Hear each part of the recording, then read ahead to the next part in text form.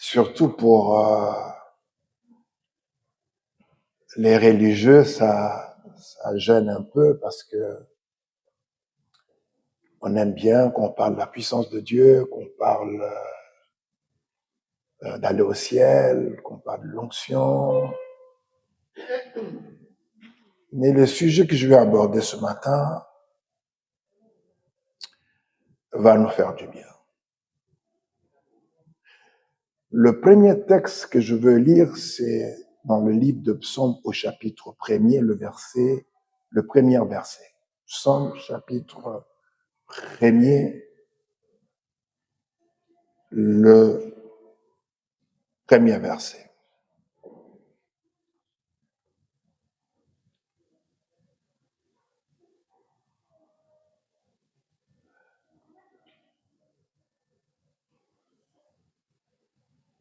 Le psaume,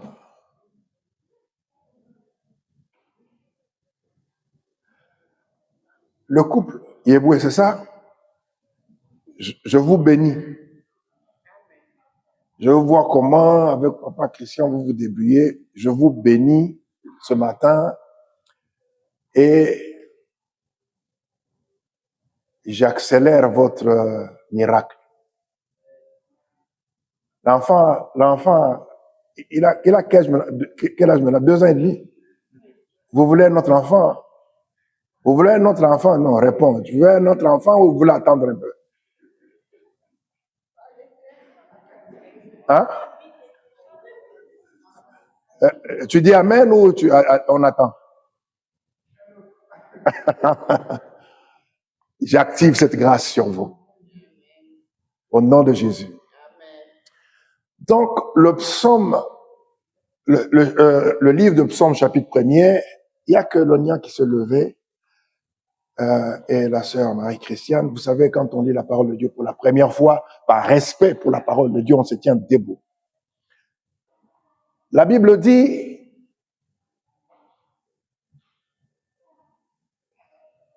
non, excusez-moi, c'est pas le bon verset que j'ai donné. C'est le psaume 23, le premier verset. Merci Saint-Esprit. Vous savez, même quand vous préparez le message, il faut toujours prier et être vigilant. Le plus important, ce n'est pas d'enseigner, de prêcher ou de prouver que tu as beaucoup de connaissances, mais de dire, d'enseigner ce que Dieu veut que son peuple reçoive.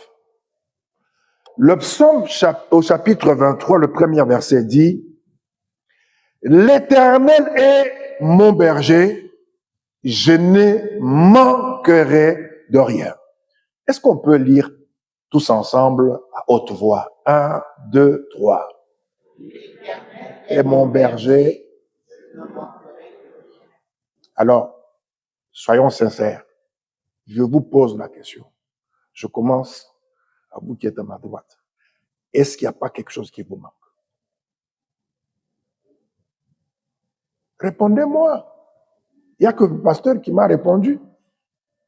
Je pose la question à ma fille Abigail. Tu as vu que j'ai retenu, hein? Est-ce qu'il n'y a pas quelque chose qui te manque?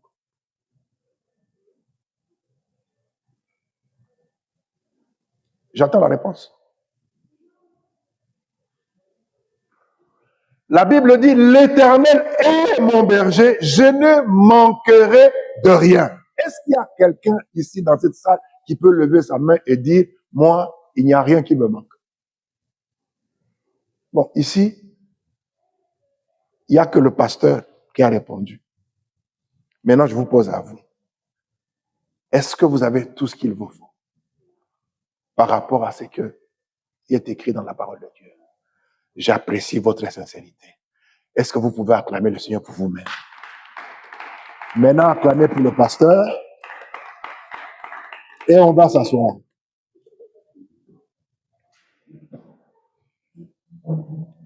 Mes amis, il faut qu'on quitte la religion. j'ai constaté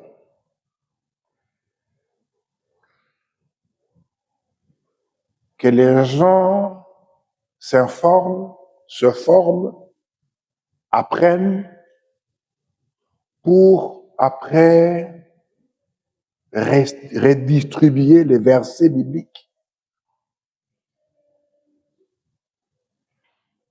Et des fois, on ne prend pas le temps de méditer, de prier sur la parole, jusqu'à ce que cette parole prenne forme dans notre propre vie. Vous savez, les gens, ils ne vont pas vous suivre parce que vous parlez bien. Les gens ne vont pas vous suivre parce que vous êtes intelligent. Les gens vont vous suivre s'ils voient que ce que vous dites est conforme à ce que vous êtes.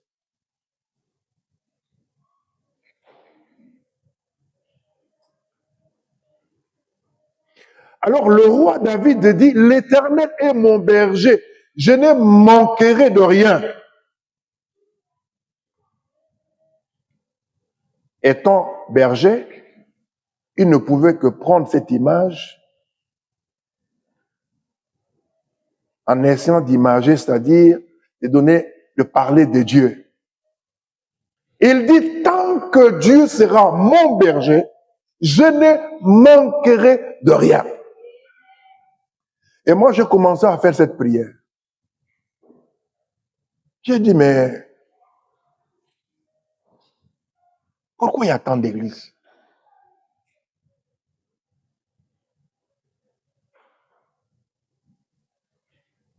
Et souvent, quand un pasteur réussit dans la vie, on dit c'est un voleur. Il a détourné l'argent de l'église. Il a pris l'argent. Et beaucoup de chrétiens ne veulent même plus donner leurs offrandes et leurs dîmes parce qu'ils se disent, ah, on a enrichi les pasteurs. Mais soyons sincères. Ne vous inquiétez pas, je vais rentrer dans le vif de mon message. J'ai remarqué que les chrétiens sont pauvres.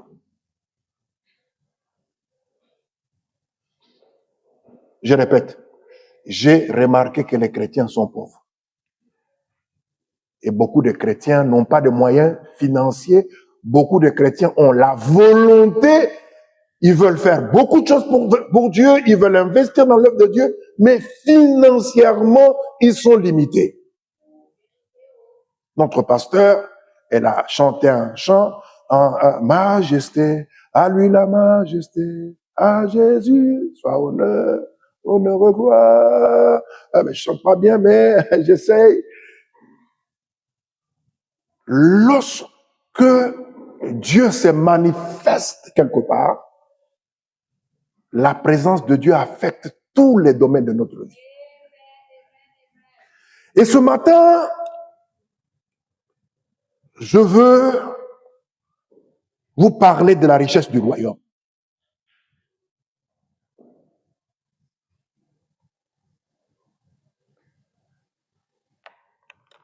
Le pasteur nous disait tout à l'heure, il y a beaucoup de gens qui ont dit, qui l'ont appelé, non, je ne veux pas venir à l'église. Ce dimanche, je ne serai pas là. Et d'autres, ils sont venus me dire, nous, Dieu nous a dit de rester à la maison. Parce qu'on a beaucoup de factures à payer. On a des réalités de la vie. Il faut qu'on travaille dur pour que on arrive à payer les factures. Je veux vous aider. J'ai dit, je veux vous aider.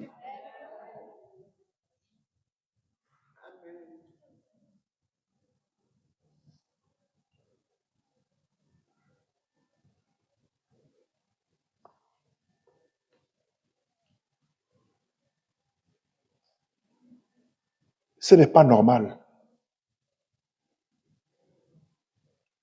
que l'Église soit pauvre et que les chrétiens soient pauvres.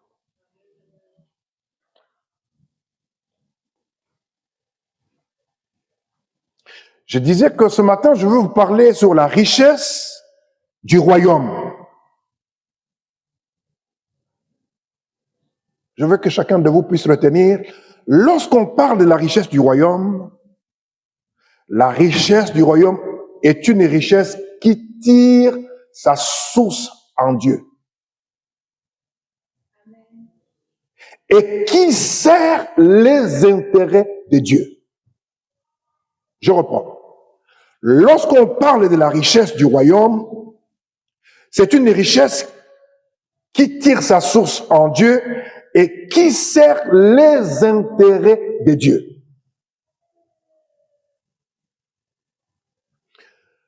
Le premier point fondamental que tu dois comprendre, Dieu est ma source. Dieu est ma source. Est-ce que quelqu'un peut répéter après moi? Dieu est ma source.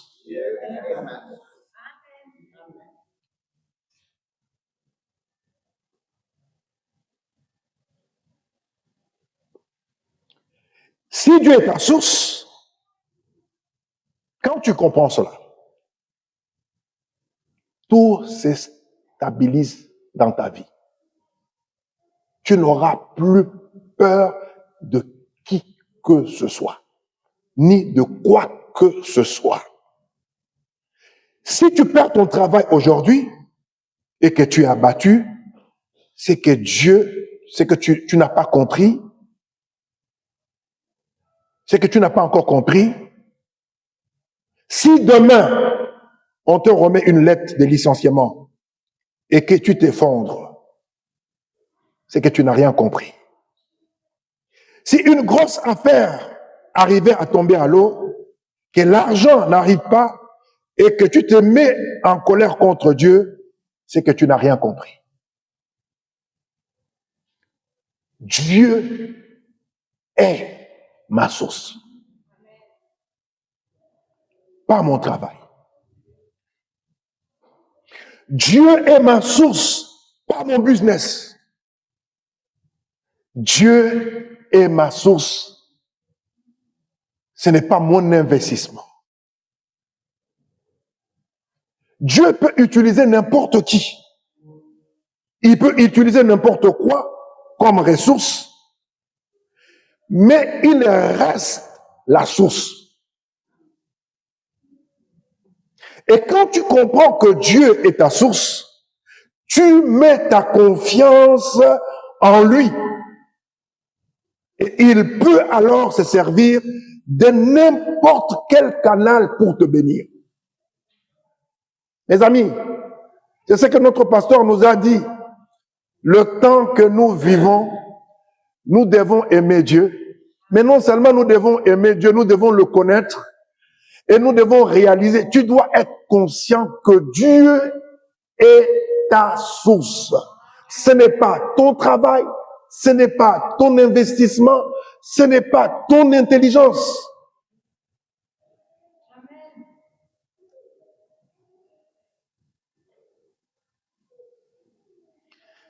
Les ressources peuvent changer. Les formes, le porte peut être fermé. Mais la source ne peut jamais être affectée.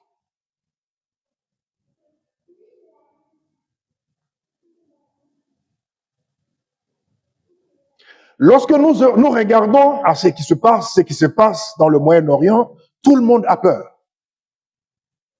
Les Américains sont affectés, la France, n'en parlons pas, l'Europe, l'Afrique, partout, c'est la crise. Je vous rassure, hein, si ça continue encore dans 2 semaines, même 2 semaines, c'est beaucoup, 1 semaine, où les bateaux n'arrivent plus à traverser, comment ils appellent là, le détroit de Dormuz. Mais les entreprises vont s'écouler, les gens vont perdre le travail, on va licencier les gens. Heureusement que le soleil arrive, on commence à avoir un peu de chaleur et il n'y aura plus d'électricité, nos maisons ne seront plus chauffées.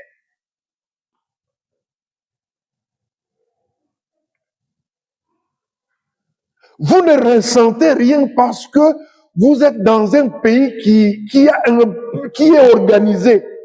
Mais je vous assure que nos chefs d'État ne dorment plus.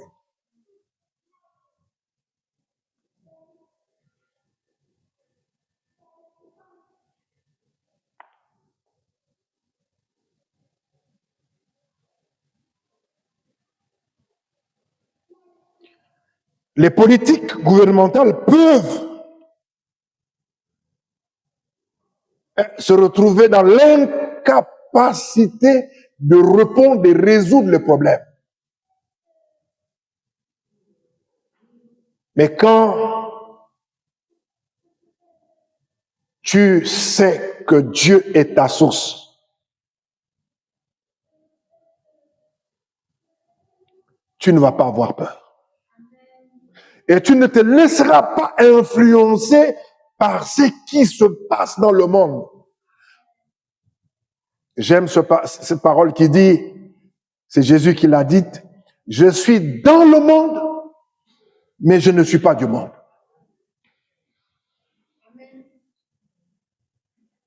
Mes amis, quand il y a eu confinement, beaucoup d'entreprises ont été fermées. Même nos bâtiments d'église étaient fermés. Mais si les églises étaient fermées, c'est-à-dire les bâtiments étaient fermés, mais notre alliance avec Dieu n'était pas confinée. J'ai dit, mon alliance avec Dieu n'était pas confinée. On a fermé toutes les portes. On n'avait pas le... Je me rappelle avec ma femme, pour sortir de Hitville, il fallait une autorisation spéciale. Il fallait qu'on signe l'autorisation. Si on vous attrapait, vous n'avez pas l'autorisation, vous devez encore payer une amende.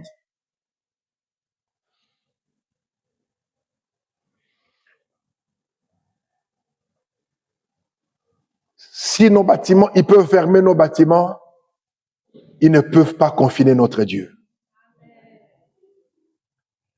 La prière n'était pas confinée. L'adoration n'était pas confinée.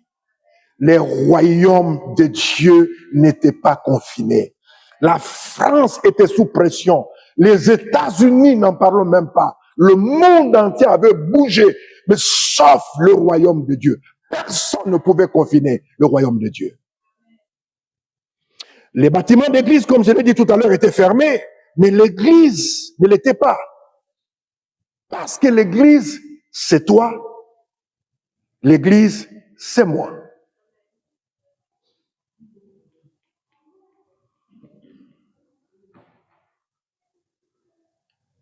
Mes amis, il y a une force qui se dégage lorsque le chrétien se rassemble. Lorsque l'église se met ensemble, c'est-à-dire la prophétesse Tata Bijou, au lieu qu'elle reste chez elle à la maison, elle se déplace. Moi, je viens. Rosa vient. Gwenaël. On se retrouve. L'église devient une force.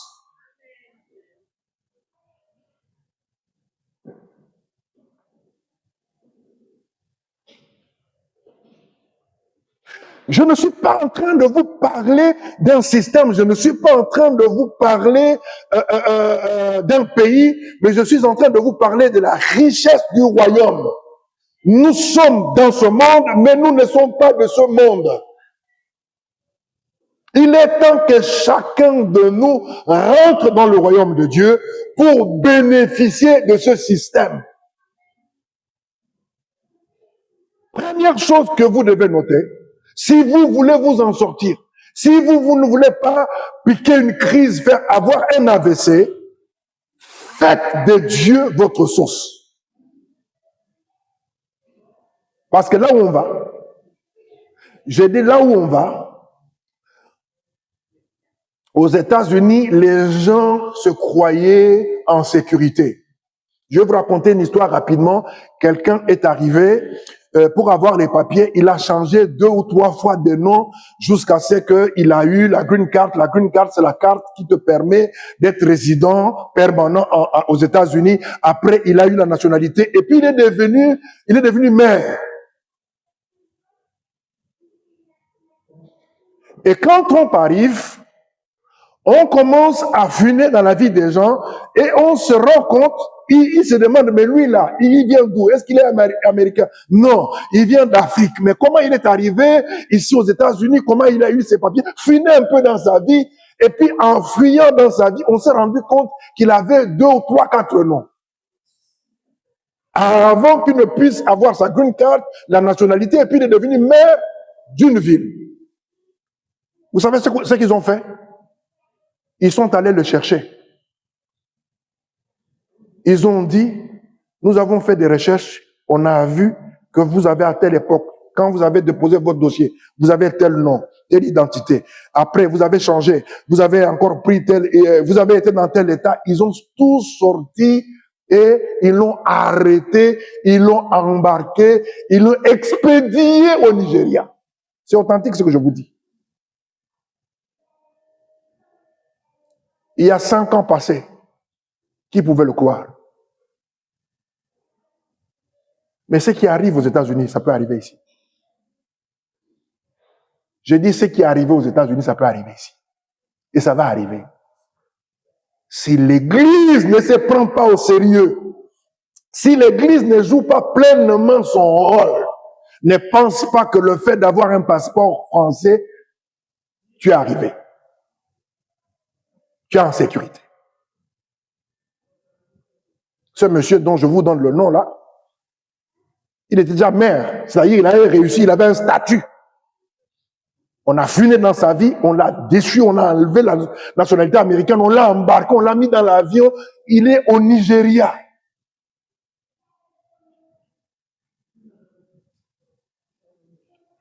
Dieu est ma source. Dieu est ma source. Quand Dieu commence à utiliser un travail, un business ou un investissement pour te bénir, ne délaisse pas Dieu pour poursuivre le canal.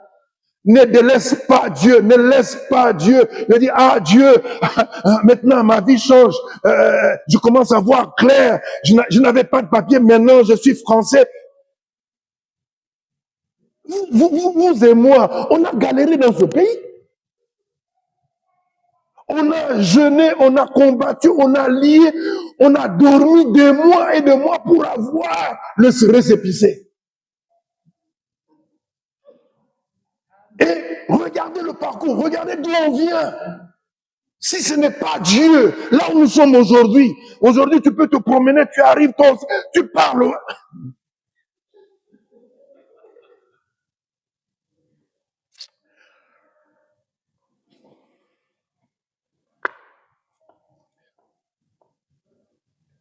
Je suis mandaté par le ciel pour vous dire quelque chose de puissant arrive. Je répète, si la France va connaître la crise, le royaume de Dieu ne connaîtra jamais la crise. Je vous le dis. Mais ce que tu dois comprendre, lorsque Dieu commence à te donner le travail, ton business marche, tu investis, Dieu bénit tes investissements, ne délaisse pas Dieu pour poursuivre le canal. Parce que là, tu abandonnes la source pour courir après les ressources. Quand quelqu'un dit, Dieu me dit de rester à la maison parce que je dois m'occuper de mon mari, tu te trompes. C'est pas Dieu qui t'a parlé. C'est le diable. Je répète, c'est le diable. Je dis, je te répète, c'est le diable. C'est lui qui te parle. J'ai 40 ans de ministère. J'ai vu des gens qui n'étaient rien. Seulement avec nos prières, en prononçant les bénédictions sur leur vie, Dieu a transformé leur vie. À un moment donné, ils sont devenus orgueilleux. Un couple vient nous voir à la maison. Ils nous regardent droit dans les yeux. Ils disent, Dieu nous a dit de quitter l'église. Mais avant que Dieu nous demande de quitter l'église, il nous a montré que cette église allait devenir grande et que Dieu allait vous bénir. Et puis on a posé la question au Seigneur, comment tu as décidé de les bénir et puis tu nous demandes de partir. Et le mari ajoute, je ne veux pas être Je ne veux pas être une pierre d'achoppement. Ils se regardent avec la femme. J'étais là au salon, je les regardais. J'ai dit que Dieu vous bénisse. Ils sont partis. Quelque temps après, ils ont divorcé. Ils ont divorcé. La femme a eu le cancer. J'étais dans un pays, à 2h, 3h du matin, dans mon sommeil, le Seigneur me réveille. Il dit, appelle une telle personne. Si tu ne l'appelles pas, elle va mourir. Ah, j'ai dit, Seigneur, ces gens-là, ils sont déjà partis de l'église. Laisse-moi dormir. Le Seigneur dit, ces gens-là sont sous ton autorité. Si tel n'était pas le cas, je n'allais pas te réveiller. Réveille-toi, appelle la personne. Je prends mon téléphone à 2h du matin, je l'appelle. Jusqu'aujourd'hui, cette personne, elle m'est reconnaissante. Elle me dit, je ne vais plus dans n'importe quelle église, mais en ce qui te concerne, toi, non. Tu es un prophète authentique de Dieu et tu es un père. J'ai prié pour elle au téléphone. J'ai ordonné à l'esprit de cancer de quitter cette femme.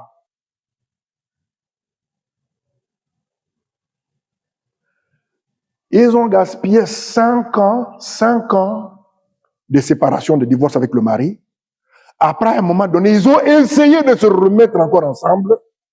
Mais comme chacun avait décidé de rester à la maison, et que le mari, lui, il était déjà un païen, mais déguisé en un faux frère, parce que quand tu épouses un mari qui t'empêche de servir Dieu, c'est que c'est un païen. Vous savez ce qui s'est passé? Ils ont encore divorcé. Mais cette fois-ci, ils se sont séparés pour toujours.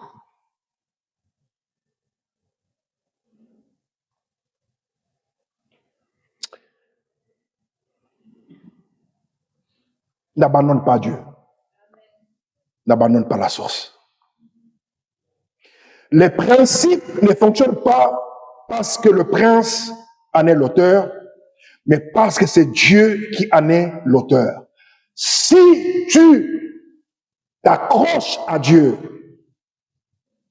et tu respectes sa parole, moi je peux rester chez moi à la maison. Le pasteur peut rester chez elle à la maison. Ils ne sont pas obligés. Chacun de vous va là où il y a son gagne-pain. Mais est-ce que vous savez que nous, on vous sert, notre seul intérêt, c'est de faire la volonté de Dieu. C'est de veiller sur vos âmes. C'est de prier. C'est de vous enseigner. Mais en contrepartie, ni le pasteur, ni moi, ni qui que ce soit, il n'y a pas de salaire. Et cette salle nous coûte 3500 €. Mais si c'était d'autres pasteurs, ils vont vous prendre, ils vont vous mettre dans une salle où ça sent mauvais, les pipis, vous êtes à côté des toilettes, où les brouhaha, tour de Babel, où les gens se retrouvent, les sorciers, les satanistes, tout ça, les musulmans. Mais ici, vous êtes en first class. Vous avez des toilettes propres. Vous avez une salle propre. Et puis pour venir à l'église, vous pensez que vous venez pour nous? Non, vous ne venez pas pour nous. Vous venez pour vous-même. Je dis là où on va, tu dois être conscient que Dieu est ta source. Ce n'est pas ton travail, ce n'est pas ton business, ce n'est pas ta famille, ce n'est pas ton travail. Mais je dis Dieu. Beaucoup de gens, dès qu'ils reçoivent un emploi, je suis trop occupé pour venir à l'église. Dès que leur business commence à grandir, je n'ai plus le temps de prier. Un homme de Dieu raconte l'histoire d'un membre de service protocolaire d'une grande église. Et cet homme, il était au protocole, comme mon fils Yves le fait. Et puis un bon matin, le pasteur ne le voit plus. Il pose la question, mais où est le frère? Il dit non, le frère est devenu, on l'a nommé commissaire de la police. Ah bon? Ok, mais gloire à Dieu, mais pourquoi il ne vient plus à l'église? Le pasteur prend son téléphone, il l'appelle, il lui dit, écoute, pasteur, je ne peux plus être au protocole parce que, tu sais, maintenant, je suis commissaire de police. Et en tant que commissaire de police, je ne peux pas venir à l'église et faire le protocole. Mais j'ai béni Dieu pour Madame Gbagbo. Quand son mari est devenu président, elle était diaconesse dans une église. Elle arrive, le pasteur veut changer les choses. Elle dit non. Quand je suis en dehors de l'église, je suis la first lady, la première dame. Mais quand je suis ici, je suis la fille du roi de rois. Je suis diaconesse. Ici, je dois servir le Seigneur. Nous avons fait rentrer le paganisme dans l'église où on honore le titre, où on honore l'argent, où on honore si quelqu'un a un peu d'argent, si quelqu'un peut aider quelque part, on s'arrange, on le met devant. Pas ici. Que vous soyez ministre, gouverneur,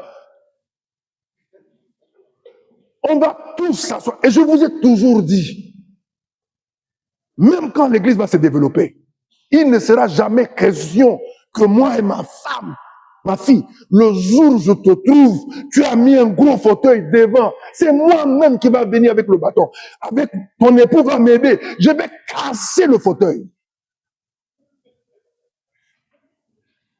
Parce que la seule personne qu'on doit célébrer, qu'on doit élever, qu'on doit honorer, c'est Jésus. Il est ma source.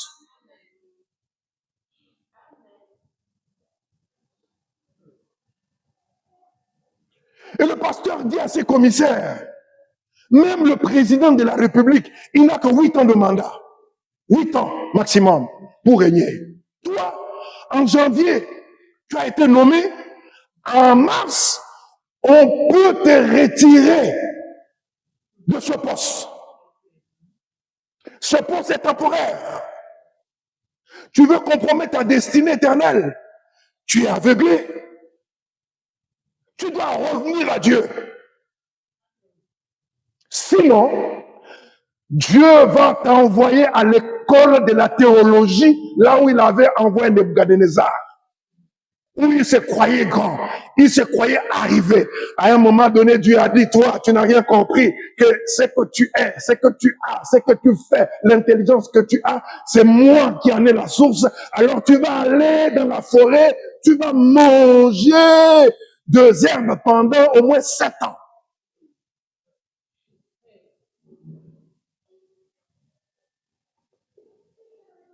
Quelques mois plus tard, il a été révoqué de son poste. Et s'est retrouvé très longtemps sans emploi. Je le dis avec beaucoup d'assurance. Je le dis avec beaucoup d'assurance. Je me suis retrouvé plusieurs fois devant une église de plus de 300 membres. Ce n'est pas le nombre de personnes qui faisaient de moi ce que j'étais. Mon épouse et moi-même, nous sommes là. Il nous est arrivé avec plus de 300 membres. J'étais incapable d'amener ma femme au restaurant. Mais il nous est arrivé de 300 membres, nous nous sommes retrouvés à 12 membres et l'argent qui rentrait, c'était plus que quand on avait plus de 300 personnes. Ça, c'est Dieu. Ah non, malheur à l'homme qui se confie en l'homme, heureux l'homme qui se confie en Dieu. J'ai décidé de ne pas compter sur quelqu'un. Un jour, nous sommes à l'aéroport et je croise un de mes fils spirituels. Parce que les gens pensent que pour réussir, il faut être sur les réseaux sociaux. C'est pas vrai. Je dis, hein, la réussite, ça n'a rien à voir avec les réseaux sociaux. C'est pas parce qu'on te voit partout que tu as réussi. Est-ce que vous savez que Pablo Escobar, vous connaissez, non, son histoire? Il était un homme influent, puissant, beaucoup d'argent. Il n'a jamais été arrêté ni tué à cause de la drogue. Mais le jour où il a cherché à être vu, les gens ont mis le visage sous son nom et il est devenu la cible pour ses ennemis. On se croise à l'aéroport. Ah, il me voit, papa. Les gens, ils font toujours semblant, papa. Ils commencent à s'incliner. J'ai dit, ne t'incline pas, relève-toi, mon petit. Relève-toi. Si tu veux me respecter, respecte-moi dans la vie, parle de moi pendant que je suis vivant, mais pas faire... J'aime pas l'hypocrisie. Mais le problème, c'est qu'on prenait le même vol. Lui, quand il est arrivé, il avait des gars, il avait le cortège, il avait les secrétaires, assistantes, tout ça. Moi, je n'avais que ma femme et Jésus.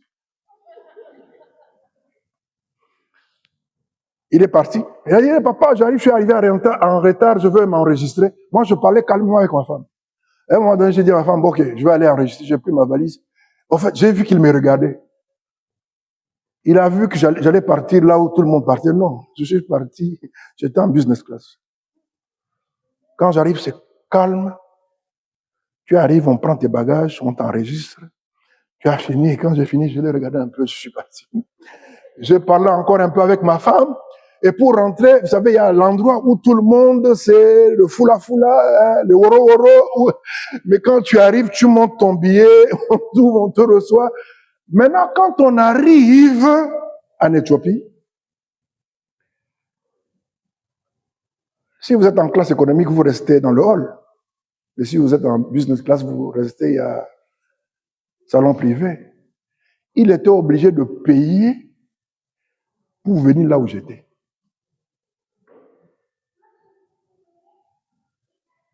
Quelqu'un dit, c'est pas spirituel, c'est qui nous enseigne. Et quoi il veut nous parler? Je suis en train de vous dire, c'est que vous êtes en train de vivre. Il y a un décalage avec votre statut. Il y a un décalage entre ce que vous devez être avec votre statut parce que vous ne savez pas, vous croyez que Dieu, vous pouvez manipuler Dieu, que Dieu n'est pas votre source c'est votre travail. Ce n'est pas vrai.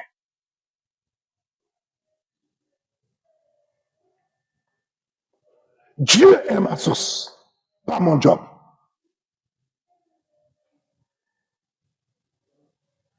J'ai vu des gens me regarder droit dans les yeux, pensant que s'ils partaient, ma vie avait changé. Pas du tout. Ma vie n'a jamais changé. J'ai appris à vivre dans l'abondance. J'ai appris à vivre aussi dans la disette. Je peux dormir par terre. Tant que Dieu sera ma source, je ne veux pas me plaindre. Je sais dormir aussi dans un hôtel 5 étoiles. Mais vous ne me verrez jamais, je suis en business class, je me fais des photos pour montrer aux gens. Jamais, je passe toujours incognito.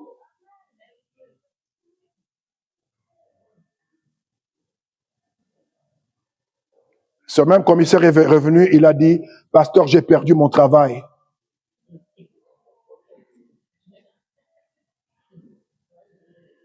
J'ai vu des gens qui ont quitté l'église pour protéger leur mariage. Quand ils sont partis, ils ont perdu et leur mariage et leur santé. Tu as perdu ton travail, mais tu n'as pas perdu Dieu.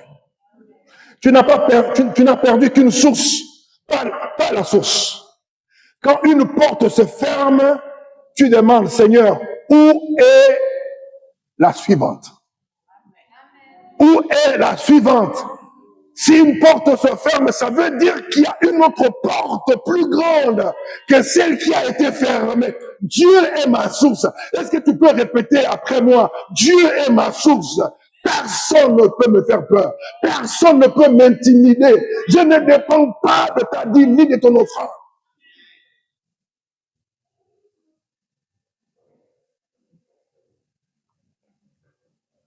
Quand une porte se ferme, parfois c'est Dieu qui ferme la porte pour te récupérer, car tu es devenu trop occupé pour lui. Deutéronome chapitre 8, le verset 18 dit, rappelez-vous, je vais lire deux versions, rappelez-vous, Deutéronome chapitre 8, le verset 18 dit, rappelez-vous, c'est le Seigneur votre Dieu qui vous donne la force d'obtenir ses richesses. Et ainsi, aujourd'hui, il respecte l'alliance qu'il a faite avec vos ancêtres, version parole vivante. J'aime ça. Dieu dit, rappelez-vous aujourd'hui, rappelez-vous. Il parle à un groupe, n'est-ce pas? Il parle à un groupe, il dit rappelez-vous. Avant de lire la deuxième version, écoutez ce que je vais vous dire. Est-ce que vous savez que logiquement, selon la logique humaine et spirituelle, avant que quelqu'un ne réussisse dans sa vie, on regarde toujours au niveau de sa famille.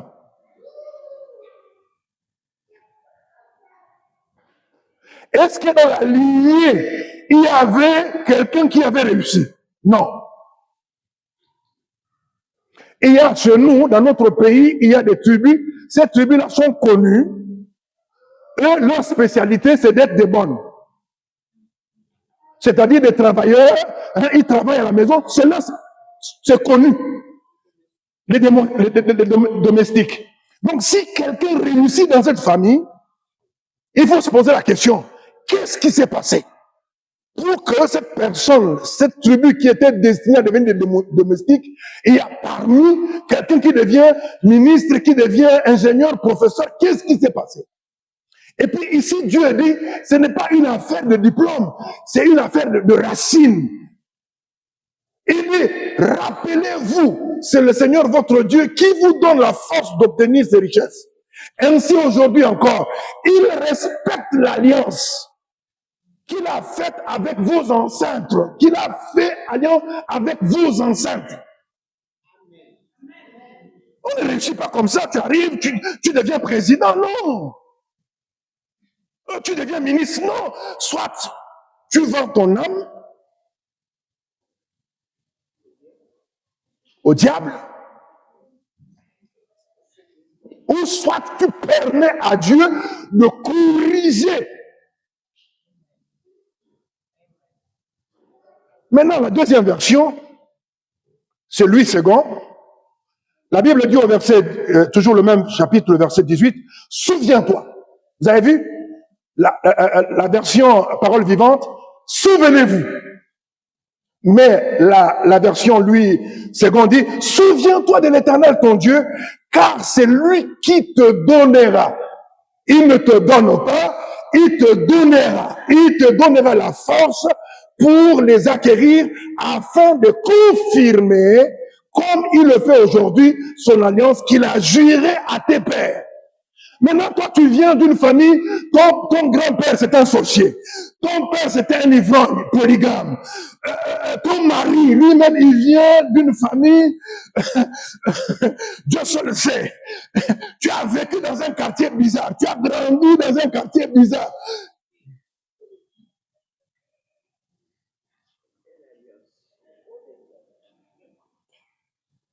Et tu te lèves, tu dis, oh non, moi, je ne peux plus aller à l'église. Je ne peux plus aller à l'église. Moi, Dieu m'a dit de rester à la maison, mais reste à la maison. Lorsque tu vas rester à la maison, il y a un esprit qui va venir te réclamer, qui va dire, dans ta famille, la racine réclame, c'est que parmi tes enfants, qu'il y ait des homosexuels, qu'il y ait des lesbiennes. C'est ça votre lignée. Après, il y a des choses qui vous arrivent, tu ne comprends pas. Oh non, mais qu'est-ce qui m'arrive? Moi, je prie. Mais Jésus, avant de quitter la terre, il a dit à Pierre, tu es Pierre, mais sur cette révélation que tu as de ma personne, je bâtirai mon église. Même les portes de l'enfer ne prévaudront point contre elle. Nous sommes une force. L'église est une force. Quand nous nous retrouvons, quand nous prions ensemble, quand nous adorons le Seigneur, quand nous prenons la Sainte Seine, quand nous manifestons l'amour fraternel, je vous dis que l'église, personne ne peut m'empêcher d'aller à l'église. Personne. Parce que Dieu est ma source. Ma source, c'est pas mon mari. Ma source, c'est pas ma femme. Ma source, c'est pas mon travail. Ma source, c'est pas mes relations. Dieu est ma source. C'est lui qui a établi l'église. Quand les démons se lèvent pour réclamer et dire, Eli Kitty ne doit pas réussir, parce que dans sa famille, il n'y a jamais eu quelqu'un qui a réussi. Je vais vous dire une vérité. Mon grand frère, l'aîné de la famille, très intelligent, il a fait maths physique. Mais il n'a jamais fait de grandes études. Il n'a jamais fait l'université. Ma femme est là.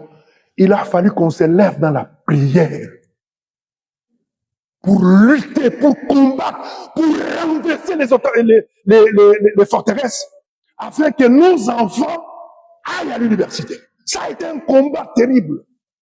C'est pas que les enfants n'étaient pas intelligents, mais vous sentez qu'il y a une force qui dit qu'il y a une loi qui dit qu'aucun de ces garçons ne peut aller à l'université.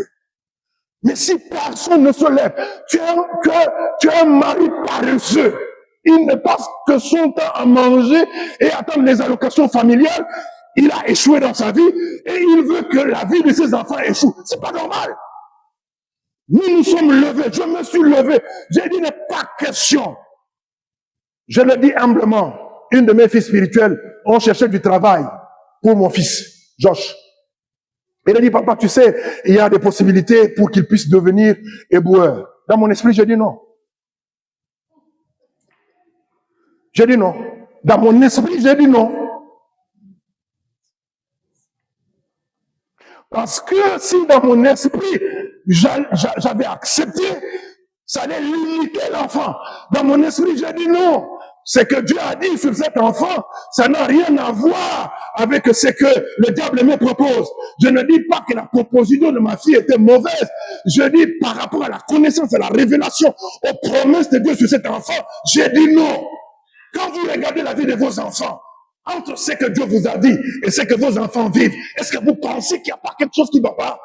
Vous devez vous lever. Et aujourd'hui, mon fils, il est à l'université. Il va sortir de là ingénieur. Aucun de mes enfants ne va échouer. Aucun. Et c'est pour cela que je sers Dieu, même quand j'ai mal, même quand tout va mal, même quand je n'ai rien, même quand je suis malade. Je dis, tant que je ne suis pas mort, Dieu est ma source. Même quand les chrétiens me boudent, se fâchent, décident de ne pas venir à l'église, s'il n'y a qu'une seule personne, je viendrai, je prêcherai la parole. Pourquoi vous voulez accepter le mensonge du diable? C'est moi qui vous donne la puissance d'acquérir la richesse. Tu crois que c'est ton diplôme, ton master, ta spécialisation? Non. Quand Dieu retire sa présence, tout ce que tu fais s'arrête de fonctionner. Hein, mettez-moi de côté pour que je regarde l'heure. En même temps, je vérifie ici. Quand Dieu retire sa présence dans ta vie, je regarde sur mon iPad. Merci. Je regarde, ne t'inquiète pas. Je regarde sur mon iPad. Quand Dieu retire sa présence, même nous autres, prophètes, ma femme est là, je vous dis la vérité. À force de rester à la maison, à un moment donné, tu passes ton temps à dormir. Tu ne lis plus la Bible. Tu penses que la vie devient... Non, non. Venir à l'église, quand je te vois, ça m'encourage.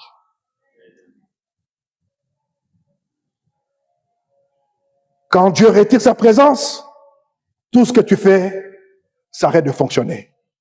Tu peux faire 5000 fraises pour ton business et obtenir 0 client. Tu peux faire une campagne de médias, aucune vente. Parce qu'il y a plus que le marketing, il y a la grâce de Dieu. Est-ce que quelqu'un peut dire la grâce de Dieu? Que la grâce de Dieu relocalise quelqu'un. La France, le monde connaît la crise.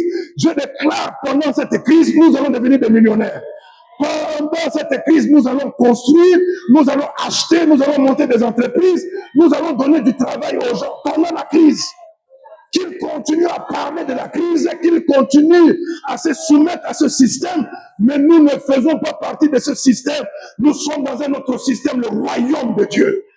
Le royaume de Dieu ne connaît jamais la crise. Le royaume de Dieu ne connaît jamais le confinement. Je parle d'un royaume, je ne parle pas de la République, je ne parle pas d'une famille, je ne parle pas d'un individu. Je parle, la Bible dit, ne craignez pas petit troupeau, car mon Père a trouvé bon de vous donner le royaume. Jésus n'a pas donné la France, il m'a donné son royaume. Je suis le fils du royaume. Jetez-moi partout où vous voulez. En Afrique, je réussirai. En Éthiopie, je réussirai. Au Soudan, je réussirai. Aux États-Unis, je réussirai. Parce que je suis dans un système qui ne joue jamais.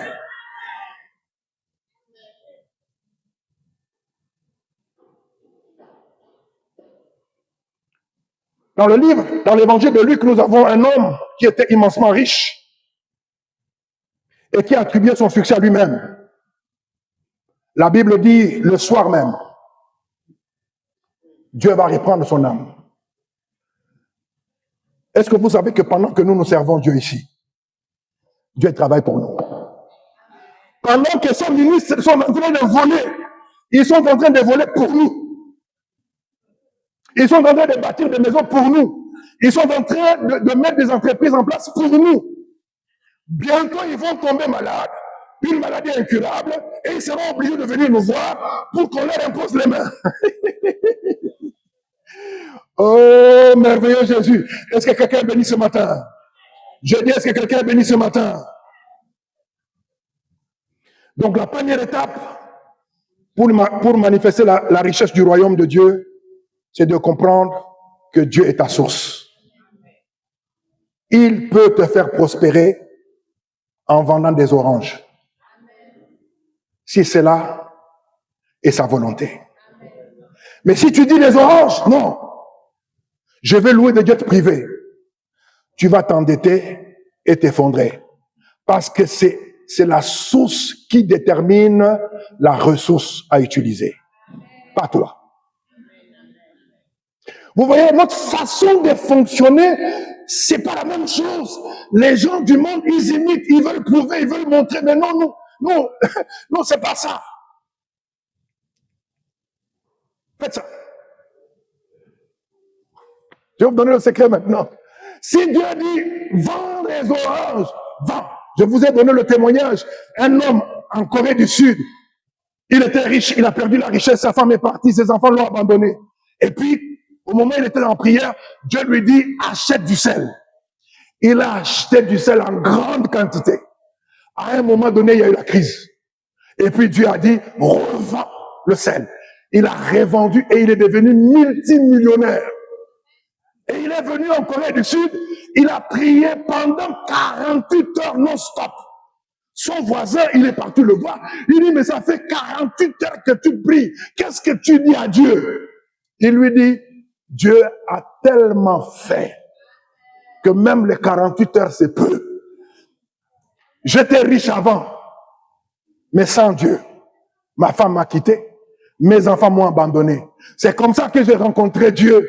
Et pendant que j'étais en train de jeûner, Dieu, le fin stratège, il a compris qu'il allait manquer du sel. Il m'a demandé d'acheter du sel. Quand j'ai dit ça aux gens, les gens ont dit, mais tu es fou, qui va t'acheter le sel? J'ai acheté en grande quantité, j'ai entreposé quelque part. Il y a eu la crise et moi, les gens étaient obligés de venir acheter ce mois. C'est comme ça que Dieu m'a restauré. Il m'a redonné 7 fois plus que ce que j'avais. Et même ces 48 heures, c'est peu parce que je suis venu lui témoigner ma gratitude. Oh, alléluia. J'ai dit à quelqu'un, les gens seront surpris.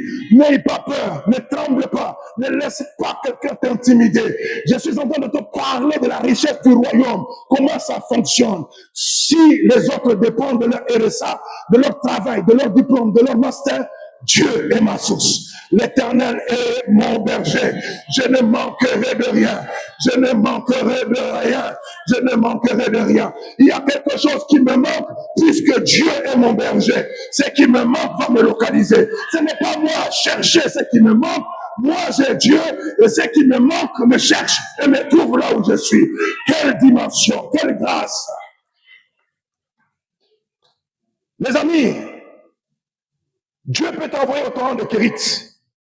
Et tant que ce torrent sert la volonté de Dieu, l'eau continuera à couler. Mais dès qu'il décide de travailler avec la veuve de Sarepta, le torrent s'étarira. Si tu refuses de bouger, tu vas mourir de faim dans un endroit que Dieu a déjà quitté. Ne suis pas la foule, suis la nuée. Proverbe chapitre 13, le verset 11 nous dit, la richesse mal acquise diminue, mais celui qui amasse peu à peu l'augmente. Je ne suis pas pressé. Dis à ton ami, je ne suis pas pressé. C'est leur temps. Qu'ils achètent les maisons, qu'ils achètent des voitures, qu'ils voyagent, qu'ils se filment, qu'ils posent leurs photos sur Facebook. Je ne suis pas impressionné. Moi, je vais à mon rythme. Je vais au rythme de Dieu. Au temps de Dieu, il va relever ma tête. Au temps de Dieu, il va me restaurer. Au temps de Dieu, il va me visiter. Et je prophétise ce matin, le temps de Dieu pour toi, c'est aujourd'hui. Le temps de Dieu, c'est maintenant. Dieu a décidé de te visiter. Il a décidé parce que tu as décidé de faire de lui ta source. Oh, il va voir la différence. On verra bientôt la différence entre ceux qui marchent avec Dieu, entre ceux qui craignent Dieu et ceux qui ne le craignent pas. On verra la différence entre ceux qui ont réellement réussi, ceux qui ont été bénis par Dieu et ceux qui se sont bénis par eux-mêmes. Moi, je veux être béni par Dieu. Je ne veux pas être béni par un homme, parce que la bénédiction d'un homme est limitée. Mais c'est la bénédiction de Dieu qui nous enrichit et il ne l'a fait sur aucun chagrin. Oh, alléluia. Je suis un homme béni parce que Dieu est ma source. Même quand je n'ai rien dans ma poche, l'essentiel c'est que Dieu est avec moi.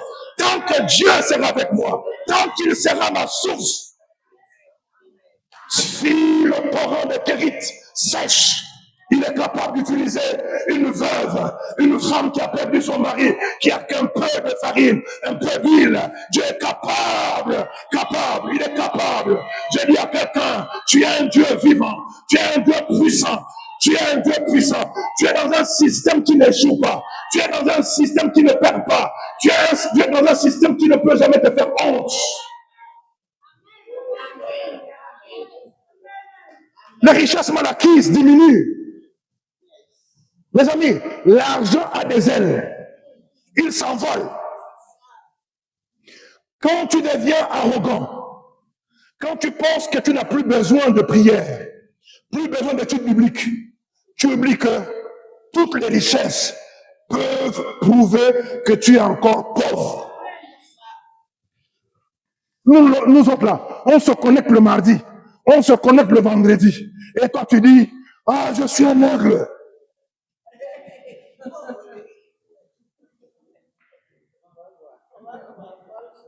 Beaucoup de pasteurs n'osent pas dire la vérité aux riches parce qu'ils n'ont rien. Alors ils leur flattent. J'ai décidé de ne plus flatter qui que ce soit. J'ai décidé de ne plus mendier. Ah non, non. J'ai décidé de ne plus mendier, de ne plus me courber.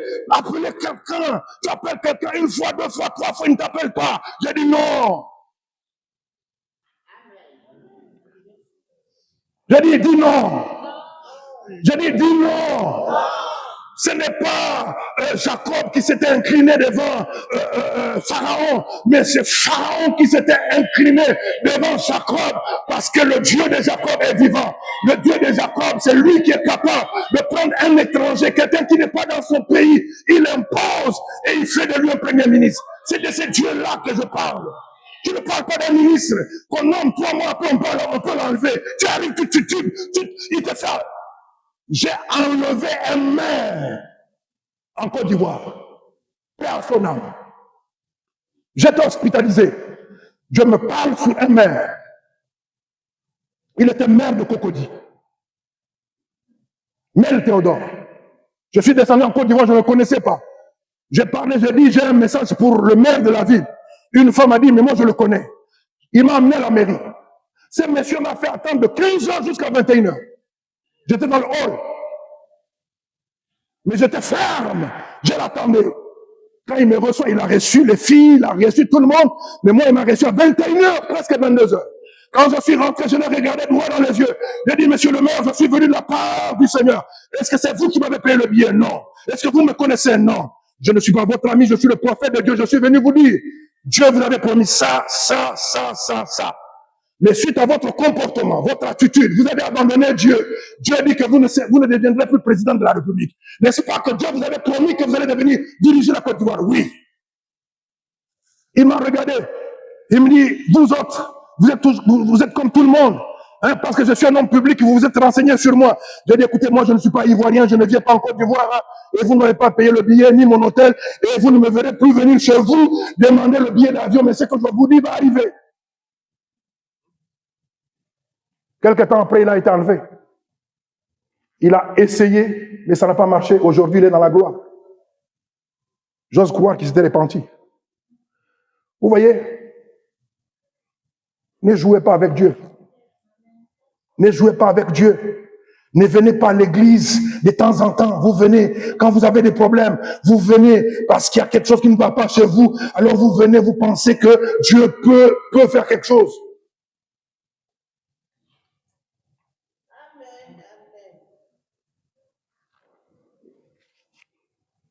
Je lui ai dit, j'ai pris mon avion, je suis parti. Je lui ai jamais demandé un rond. Mais depuis quand nous autres hommes de Dieu, maintenant on commence à avoir peur, trembler, un simple maire d'une ville, d'une commune, tu es là, on te fait attendre. Non, quand tu as Dieu, le général, il se déplace, il est lépreux. Le prophète lui dit, tu n'as pas besoin de me voir, va plonger cette fois dans l'eau, parce que le prophète n'avait pas peur de ce général avec ses richesses. Le prophète savait que Dieu était sa source. Tant que Dieu sera sa source, à part le général, même le roi laisse se déplacer pour venir le voir. Je prophétise sur ta vie, je dis, tu ne vas plus aller chercher t'incliner devant le mariage, devant le ministre, devant le travail, devant qui que ce soit. Mais la seule personne devant qui tu dois fléchir tes genoux, c'est devant Dieu. Dieu est ma source. L'Éternel est mon berger, je ne manquerai de rien. Seigneur, mon Dieu, mon roi, épargne, enlève mon nom sur la liste des mendiants, des gens qui se compromettent à cause de l'argent. Nous avons à faire rentrer le monde dans l'église.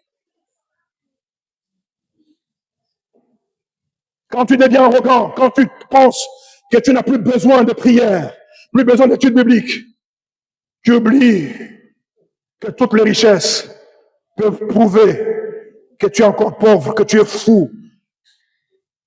Je ne veux pas être ce pasteur qui a peur de dire la vérité parce que quelqu'un, il pense qu'avec son offrande, sa dîme, je ne dépends pas de ta dîme. Tu es parti depuis que tu es parti. Je suis en bonne santé depuis que tu es parti. Je voyage encore depuis que tu es parti. J'ai encore de grands projets parce que tu n'as rien compris. Dieu est ma source. Le psaume 127 dit, si l'Éternel bâtit la maison, c'est qu'il a bâti ce travail en vain.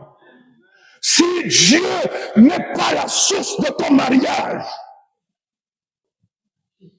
un bon matin tu vas te réveiller et tu vas te rendre compte que l'homme pour qui tu t'es battu n'était pas réellement celui que tu pensais être.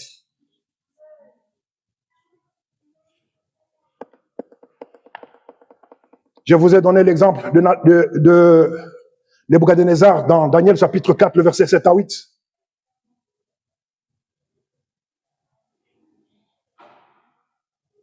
Nebuchadnezzar a été humilié pendant 7 ans pour apprendre que le Très-Haut domine sur le règne des hommes.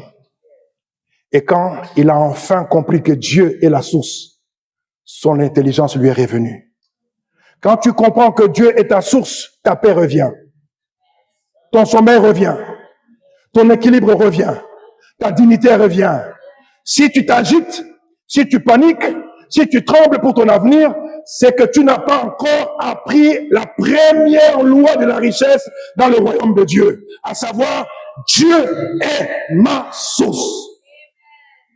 Est-ce que tu peux répéter après moi? L'Éternel est mon berger. Je ne manquerai de rien. Les amis, la peine que nous nous donnons est souvent inutile. L'homme s'inquiète pour demain. Mais Dieu a déjà fini demain avant toi, avant que tu n'y arrives. Tu te bats avec tes calculs. Comment je vais payer ceci? Comment je vais régler cela? Comment faire face à une telle situation? Mais tu oublies que ce n'est pas la ressource qui garantit ton avenir, mais c'est la source. Luc, chapitre 11, le verset 3 à 4 dit, « Donne-nous chaque jour notre pain quotidien. » Je ne m'inquiète pas de ce qui va arriver demain. Dieu seul sait si demain je serai en vie. Mais aujourd'hui, lui-même me donne l'autorisation de lui demander, pas demain, pas après-demain, donne-nous mon pain quotidien. Donne-nous notre pain quotidien. Et puis il ajoute, si tu lui demandes et tu sens qu'il y a un blocage, c'est que soit tu as ouvert une porte, soit tu as péché, mais la Bible dit, toujours le même passage, pardonne-nous nos offenses. Car nous aussi, nous pardonnons à toute personne qui nous offense. Vous voyez cette dimension? Si la porte est fermée, je réfléchis. Pourquoi la porte est fermée? Est-ce que j'ai péché? Ou quelqu'un m'a fait du mal et à qui je n'ai pas accordé le pardon? Notre pardon, Dieu nous accorde son pardon. Son pardon est conditionné plutôt par notre attitude. Tu m'as fait du mal, Dieu me demande de te pardonner. Et quand moi j'aurai besoin de son pardon, parce que moi je t'ai pardonné, Dieu prend l'engagement de me pardonner. Et là où il n'y a pas le péché, la Bible dit non, la main de l'Éternel n'est pas trop courte, ni son oreille trop pour entendre nos prières. Ce sont nos péchés qui mettent une séparation entre nous et Dieu. N'est-ce pas? J'ai même dit le verset à l'envers, mais personne n'a fait la remarque. Mais une fois que tu as accordé le pardon, le même passage dit, et ne nous expose pas à la tentation. Dis à ton voisin, oh Dieu, ne m'expose pas à la tentation. Ne m'expose pas. Là, tu connais mes limites. Ne m'expose pas. C'est la prière que tu dois faire. Ne m'expose pas. Seigneur, ne m'expose pas. Au point où je suis arrivé, ne m'expose pas. La grâce de Dieu ne va pas t'exposer. Pourquoi? Parce qu'il ne s'est pas arrêté là. Il a dit, délivre-nous du mal. Quel est ce mal? Les gens pensent que le mal, c'est l'adultère, c'est l'impudicité. Non, le mal, c'est de t'éloigner de Dieu. Le mal, c'est de ne pas reconnaître que Dieu est ta source. Tant que Dieu sera ta source, personne. Tu peux traverser des moments difficiles. Tu peux rencontrer des moments difficiles. Tu diras comme l'apôtre, le roi David, lorsque je marche dans l'ombre de la vallée de la mort, je ne crains aucun mal, car sa houlette et son bâton me rassurent.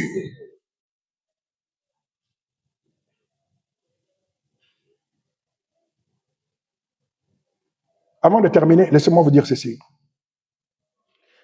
Beaucoup d'entre nous pensent que quand on a Dieu, on ne peut pas avoir de problèmes. Le fait d'avoir des problèmes financiers, les portes se ferment. Ah, pourquoi les personnes sont fermées? C'est sûr qu'il a péché, c'est sûr que... Non. Le torrent de Kérit était fermé, pas parce qu'Élie avait péché. Pas parce qu'il n'était plus dans la volonté de Dieu, mais parce que Dieu changeait de stratégie. Si Dieu ferme une porte, c'est parce qu'il t'en ouvre une autre. Si une ressource se tarit, c'est parce qu'une autre arrive. Mais la source, elle ne bouge pas. Tu dois comprendre à consulter Dieu. Lorsque les choses bloquent, lorsque tu vois que les choses n'avancent pas, ne dépend pas des circonstances. N'aie pas peur. Apprends à consulter et à écouter Dieu. Seigneur, où es-tu maintenant? Où coule ta créativité? Où coule ta provision? Où est le prochain mouvement? Que veux-tu que je fasse?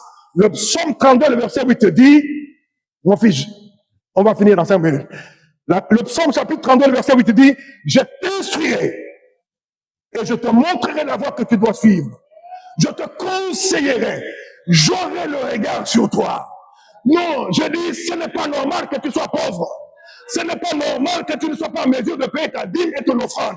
Ce n'est pas normal que tu puisses mener la vie que tu mènes parce que tu subis le système du monde. Non, tu n'es pas dans le même système que eux. Si lorsqu'ils investissent, ils perdent, toi tu ne peux pas perdre.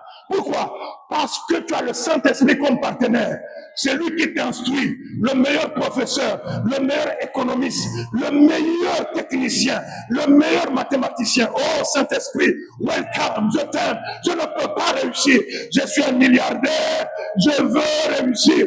Je veux investir. Je vais gagner beaucoup d'argent parce que le Saint-Esprit va m'instruire. Il va me montrer la voie que je dois suivre. Il va me conseiller. Beaucoup de gens meurent spirituellement parce qu'ils s'attachent à des ressources que Dieu a déjà quittées. Ils restent dans un emploi que Dieu veut quitter. Ils restent dans un business que Dieu veut fermer. Ils restent dans un partenariat que Dieu veut briser.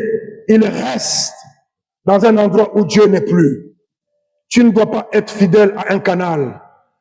Tu dois être fidèle à la voix de Dieu.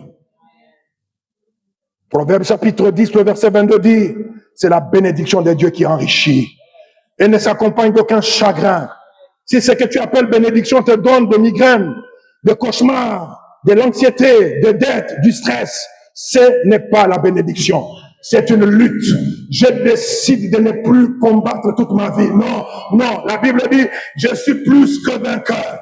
Je suis plus que vainqueur. Je ne passerai pas toute ma vie seulement à combattre, à lutter. Non, il faut que ce cycle s'arrête. La bénédiction ne t'écrase pas. La bénédiction ne t'étouffe pas. La bénédiction ajoute un plus dans ta vie. Elle ne te trouble pas. Elle ne trouble pas ton âme. Tu dois comprendre ceci, mon ami. Il y a une différence entre travailler dur et être béni. Beaucoup d'entre nous travaillent dur, mais peu sont bénis. Tu peux te battre, courir, t'agiter, forcer des opportunités et au final attraper du vent. Mais quand la bénédiction est là, les choses se mettent en place sans violence. Tu travailles, oui. Tu investis, oui. Mais tu n'es pas consumé. Tu n'es pas détruit.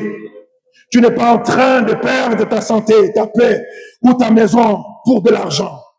Non, non, ma priorité, ce n'est pas ma famille.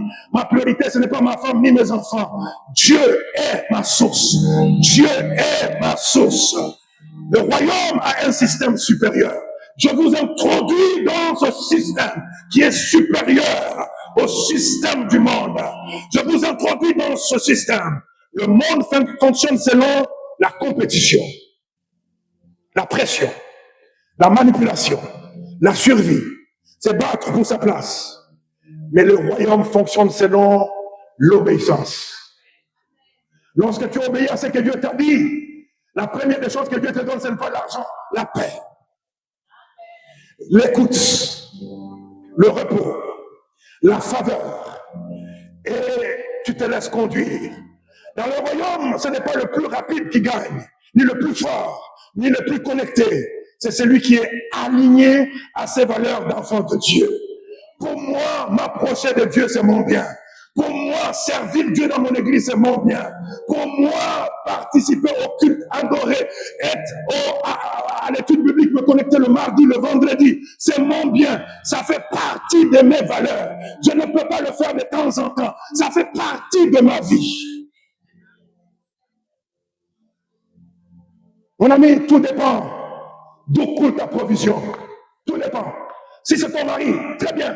Si c'est ta femme, très bien. Si c'est ta famille, très bien. Mais nous autres là, Proverbe, Psaume chapitre 23, le verset 1er dit, l'Éternel est mon berger, je ne manquerai de rien. Si ta provision vient de la peur, de la compétition, de la comparaison, de l'anxiété, alors tu vas toujours manquer. Mais si ta provision vient de Dieu, alors même si la ressource change, ta vie ne changera pas. Ton niveau de vie ne changera pas. N'est-il pas écrit dans Agé au chapitre 2, le verset 8, le Seigneur dit, l'argent est à moi. Et l'or est à moi, dit l'Éternel des armées. La gloire de cette dernière maison sera plus grande que celle de la première, dit l'Éternel des armées. Et c'est dans ces lieux que je donnerai la paix. Dans ces lieux, Robote, pasteur, même quand tu es seul avec ton mari, avec vos enfants, venez à l'église, louez le Seigneur. C'est en ces lieux qu'il y aura la guérison. C'est en ces lieux qu'il y aura la paix. C'est en ces lieux qu'il y aura le miracle. C'est ce que la parole de Dieu dit. Tu penses que c'est l'argent? Tu penses que l'argent appartient aux banques? Non. Tu penses que les opportunités appartiennent au gouvernement? Non. Dieu peut déplacer une richesse d'un territoire à un autre, d'une famille à une autre, d'une industrie à une autre, d'une personne à une autre. En Égypte, il a transféré en moins de 24 heures. Ils ont travaillé pendant 400 ans. Ils ont été humiliés. Ils pensaient qu'ils les exploitaient. Mais lorsque le ciel a parlé, le transfert s'est fait en 24 heures. Oh, en tant que prophète de nation, je parle au vent du nord, du sud, de l'est, de l'ouest, au centre. Je dis une parole, une prophétie, une promesse, une vision qui t'a été donnée, qui ne s'est pas encore réalisée. J'ordonne aux anges de se mettre en mouvement. Je dis, je parle en tant que prophète de nation, que l'onction de 24 heures opère dans ta vie, mettre de l'ordre là où il y avait le désordre, apporte la guérison là où il y avait la maladie, apporte la victoire là où il y avait l'échec, chasse le célibat et apporte le mariage, apporte la lumière là où il y avait le ténèbre. J'appelle cela dans ta vie, j'appelle là où il y avait la fatigue, que Dieu te donne la force, qu'il te donne la force, là où il y avait le découragement, que le Saint-Esprit t'encourage. Je parle, je prophétise sur ta vie, j'ai dit tu n'es pas seul, ne tremble pas, ne tremble pas. Ton travail n'est pas ta source. Dieu est ta source. Dieu est ta source. Connecte-toi à la source. Connecte-toi à la source. Je dis connecte-toi à la source. Connecte-toi. Il y a un transfert. Les choses sont en train de se déplacer. Il y a un mouvement prophétique qui est en train de s'opérer. Il y a des mariages qui se font. Il y a des promotions qui se font. Il y a des enfants. La tarida wite helha. Wakabra satamandelesa. Wadabara shikenega. Que l'onction de 24 heures opère. Travaille pour toi. Travaille pour toi. 430 ans. En moins de 24 heures. Dieu a libéré la provision. Je ne te connecte pas à une banque. Je te connecte à la source. Que Dieu te récompense. Que Dieu se souvienne de toi. Que Dieu te paye toutes ces années de fidélité. Toutes ces années d'obéissance. Que Dieu te paye.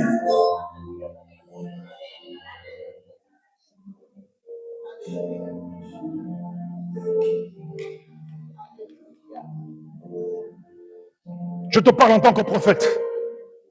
Tu dois te repentir. Tu dois revenir à la source. Ne joue pas avec les principes de Dieu. Ne joue pas avec Dieu. Dieu n'est pas ton ami.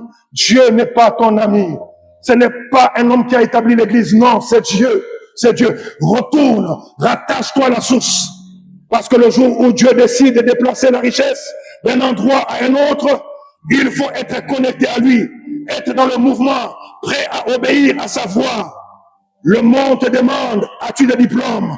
Le royaume de Dieu demande, as-tu l'onction? Oh, l'Esprit du Seigneur est sur moi, car l'Éternel Dieu m'envoie pour que je devienne un milliardaire en ces temps de crise.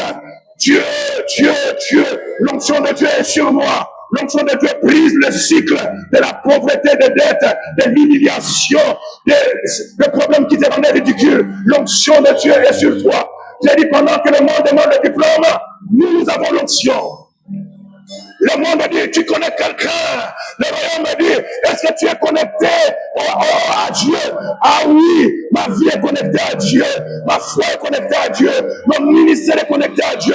Je connecte l'église de Rehoboth. Non pas Eli Kitty, non pas Eli Chama, non pas Maman Martine, mais la personne du Saint-Esprit. Je connecte son ministère. Je connecte ta vie de prière. Je connecte ta foi. Je connecte ta maison.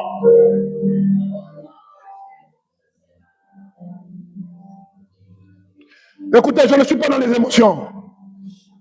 Mon fils, laisse-moi finir. Accordez-moi 5 minutes. Plus personne n'est obligera de venir à l'église. Plus personne.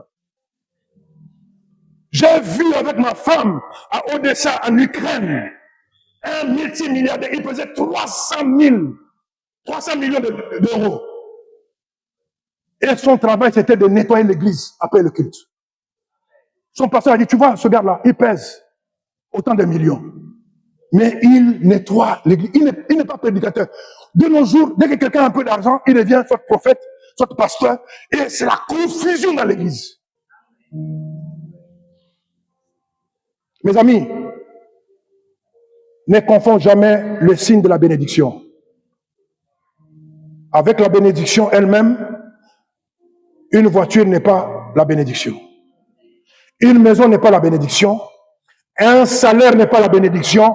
Un contrat n'est pas la bénédiction. Ce sont des conséquences de la bénédiction.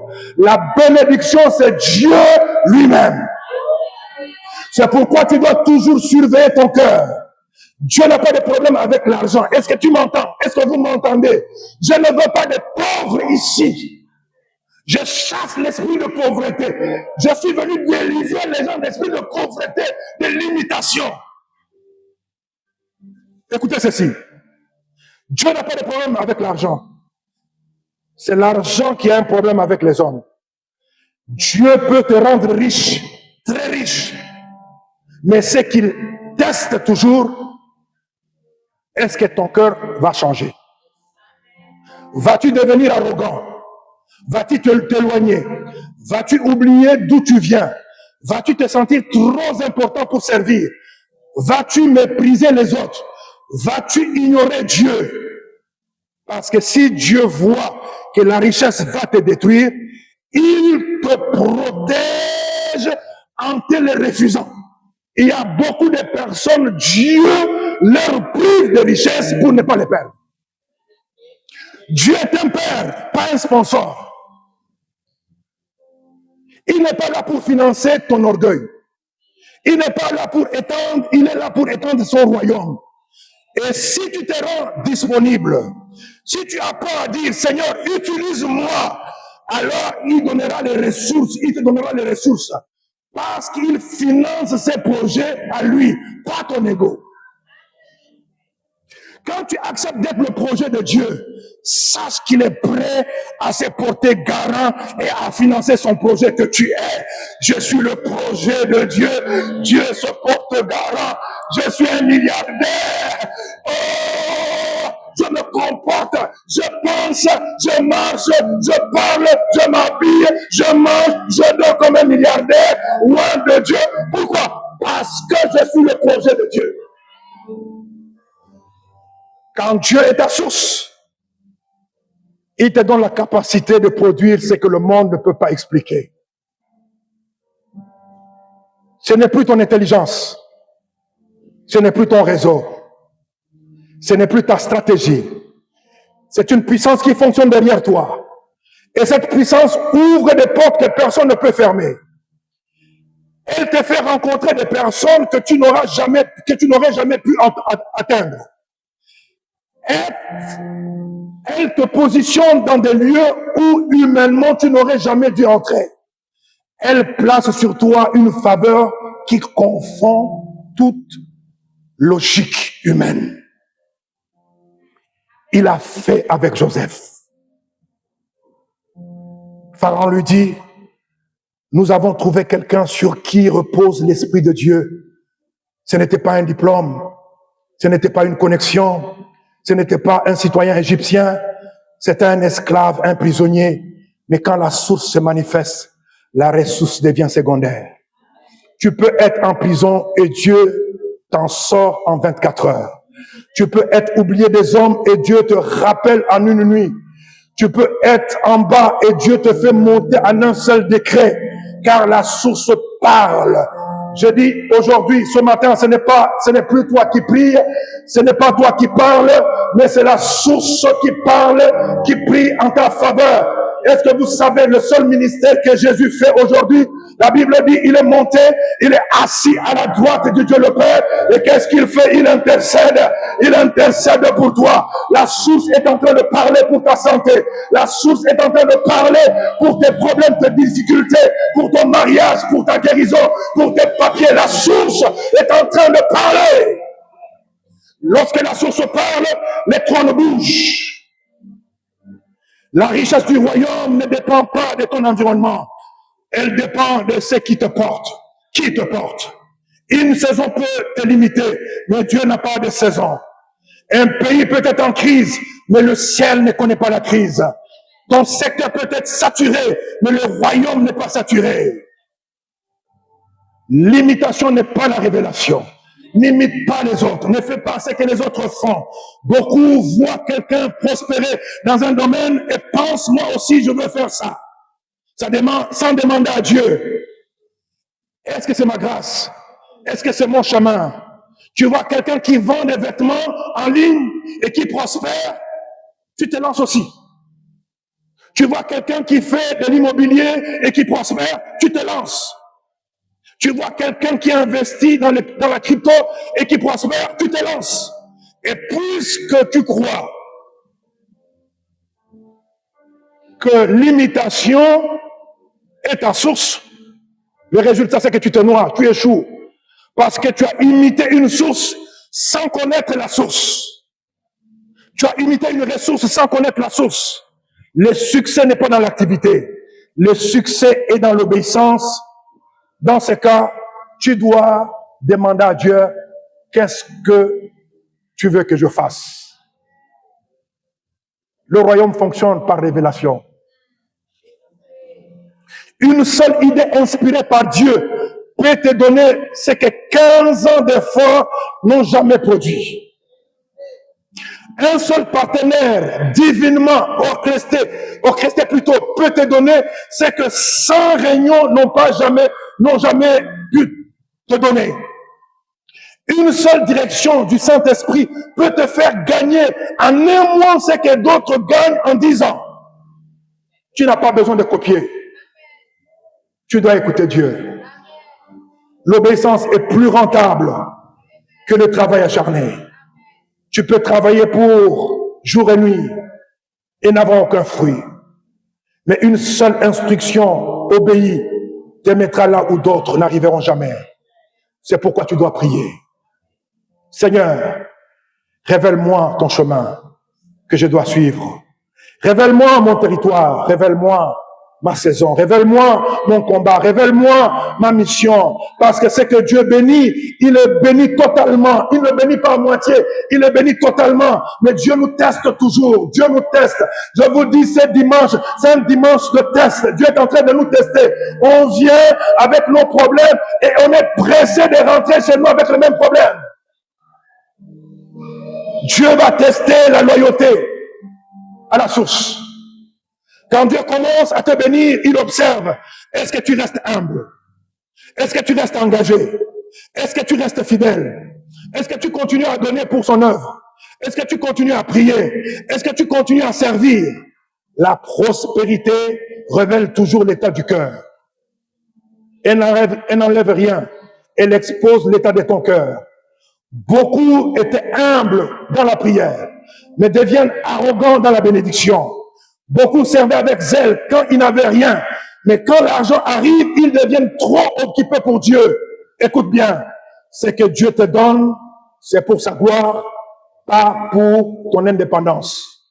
La richesse n'est pas donnée pour que tu te détaches, mais pour que tu deviennes encore plus dépendant de la source.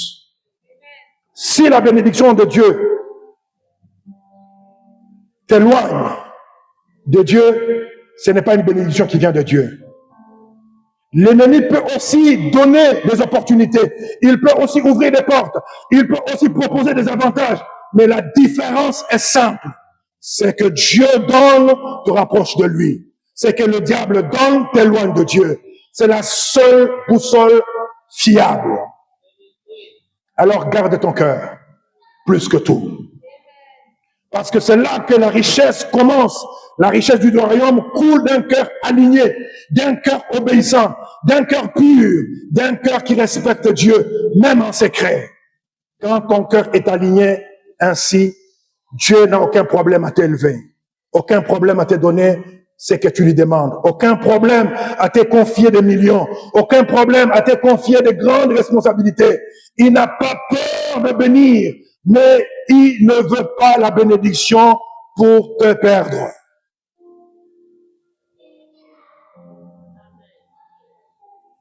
Tenez-vous par la main.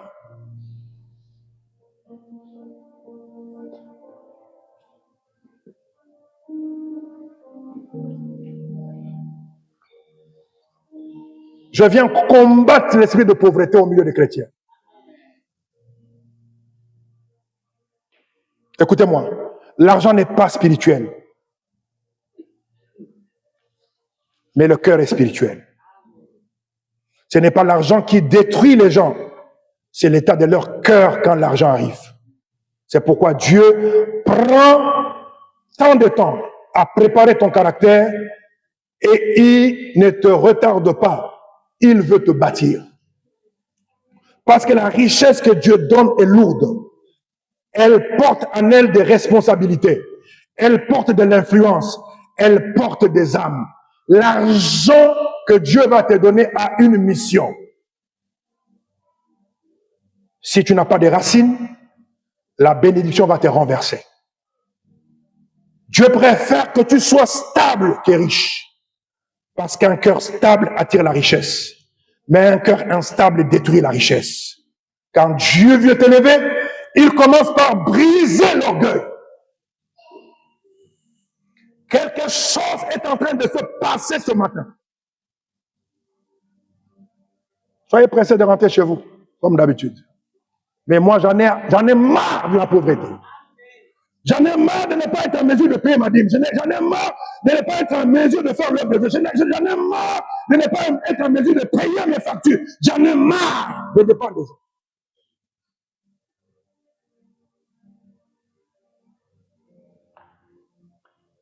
Accepte ce matin d'être brisé par Dieu. Quand Dieu veut t'élever, il commence par briser ton orgueil. Il peut te faire traverser des saisons d'humiliation. Des saisons où personne ne te regarde. Des saisons où tu perds des choses. Des saisons où tu n'as pas de choix. Des saisons où tu n'as pas de voix, où personne n'entend ta voix. Des saisons où tu n'as plus de soutien. Pas parce qu'il t'a abandonné, et parce qu'il t'enseigne la leçon que tout royaume prospère doit apprendre. Sans Dieu, tu n'es rien. Mais avec Dieu, tu peux tout. Dieu te vide pour te remplir. Il te déracine pour te replanter. Il te réduit pour te construire. Il te cache pour te protéger. Il te brise pour te façonner.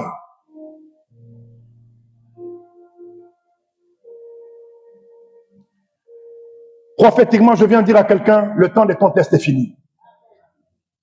Les portes s'ouvrent. Les grandes portes s'ouvrent. Écoutez, Dieu nous teste toujours.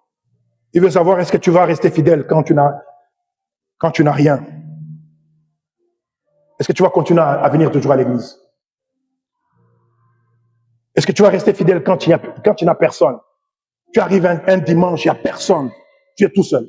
Est-ce que tu vas continuer à croire en ces dieux-là? Dieu teste ta fidélité quand tu n'as pas de résultats. Fidèle quand tu ne comprends rien. Fidèle quand la porte est restée fermée. Fidèle quand le ciel semble silencieux. Parce que si tu n'es pas fidèle dans les petites choses, tu ne seras jamais fidèle dans les grandes choses. Dieu ne confie pas la richesse du royaume à quelqu'un qui est instable dans son âme. Il commence d'abord par faire le travail en toi. Avant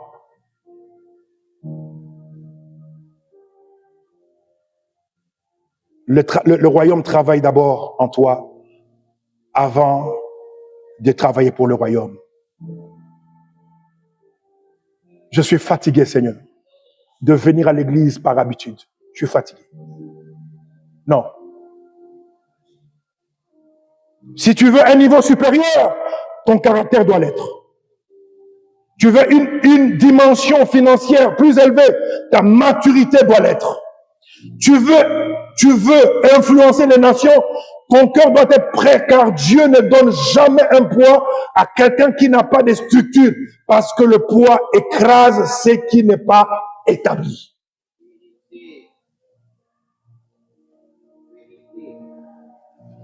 Beaucoup prient pour la bénédiction, mais refusent la construction. Ils veulent la vitesse, pas les fondations. Ils veulent les millions, pas la discipline. Ils veulent l'élévation, pas la formation. Ils veulent le succès, pas le caractère. Et dans le royaume, la construction précède la manifestation. Dieu dit, avant de te donner, je dois te solidifier. Avant de t'élever, je dois t'enraciner. Avant de t'exposer, je dois te purifier. Parce qu'une élévation sans purification devient une destruction. Quand Dieu commence à te bénir, et c'est le cas, reste petit. Pas petit dans les résultats, mais petit dans le cœur. Reste humble. Reste enseignable. Reste enseignable. Je peux être enseigné de mes filles spirituelles. Je peux être enseigné de vous. Reste soumis. Reste reconnaissant. Reste conscient que tout vient de lui. Quand tu reconnais que Dieu est la source, la richesse devient facile. Mes amis, la même façon que vous êtes, vous vous tenez par la main, je suis en train de prier maintenant qu'un miracle, que la grâce de Dieu localise la vie de quelqu'un.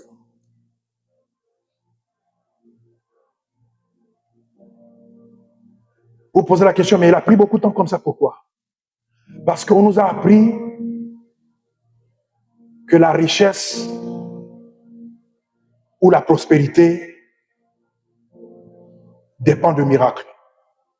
Et moi, je vous dis non. Beaucoup d'entre nous ont prié. Mais tant que vous ne vous êtes pas alignés, je souhaite que tu prospères à tous égards, qu'on prospère l'état d'étonnant. La prospérité n'est pas un hasard, ce n'est pas une chance, ce n'est pas une coïncidence, ce n'est pas tomber, ça ne tombe pas au bon moment ou au bon endroit.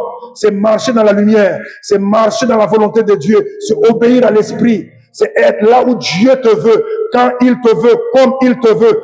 Quand tu es aligné, tout ce qui est à toi te trouve. Fais cette prière et je finis par là. Le problème, c'est pas les démons. Le problème, ce n'est pas, oh, je n'ai pas, les gens n'aiment même pas, j'ai pas d'opportunité. Tant que tu n'es pas aligné, le mariage ne viendra pas. Le travail ne viendra pas. Pendant quelques minutes, dis à Dieu, je sais qui je suis. Je suis enfant de Dieu. Dieu est ma source. Je n'ai peur de rien. Je n'ai peur de rien. Même ma vie ne me fait pas peur. Les circonstances ne me font pas peur. Les gens ne me font pas peur. Je m'aligne avec qui je suis. Je suis enfant de Dieu. Je suis le bien-aimé de Dieu. Dieu ne sera jamais complice avec le diable pour me faire du mal. Toute chose va concourir à mon bien. Toute chose va concourir à mon bien. L'atmosphère change. L'atmosphère change. Les choses s'alignent dans ma vie. Et l'impossible devient possible. Ma guérison devient possible. Je prospère parce que mon âme prospère. Shadabarakata Mandela. Subra telida bakata lida baha. Wal sabarakata mandele boha. La brata kita washata. El sabarakura bashete lida baha. Rata walda barabashata mandele sa. Rakil de welda baraha. Wal sabara balahata wa. Berida walda hetamana hatamana wa. Rabashata dabaha.